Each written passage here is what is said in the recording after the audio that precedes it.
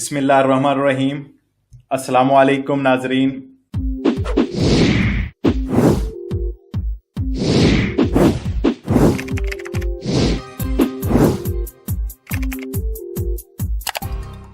بہت امپورٹنٹ سوال ہے اور آپ کے لیے بہت فائدہ مند ہوگا کہ میرا یہ سوال تھا وکیل صاحب سے کہ اگر کسی کا کانٹریکٹ ختم ہو گیا ہے یا اس کا کانٹریکٹ مالک نے ختم کر دیا، نکال دیا گیا، تو اس کا کیا ہوگا؟ سب سے پہلی بات تو یہ ہے کہ اگر وہی مالک جس نے 6 مہینے کا یا 8 مہینے کا کانٹریکٹ کیا تھا اور وہ ختم ہو گیا، آپ کو امیگریشن ابھی تک نہیں ملی، تو وہ اسی کو رینیو کر سکتا ہے جو آپ کا پہلا مالک ہے۔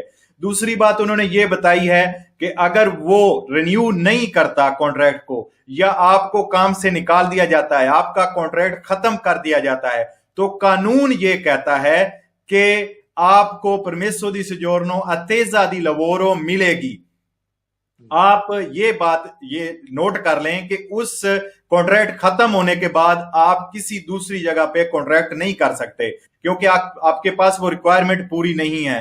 اگر آپ کا کانٹریکٹ ختم ہو گیا ہے اور وہ پرانا مالک رینیو نہیں کر رہا یا آپ کو کام سے نکال دیا گیا ہے، تو آپ کو اتیزا دی لوورو پرمیسو دی سوجورنو ملے گی۔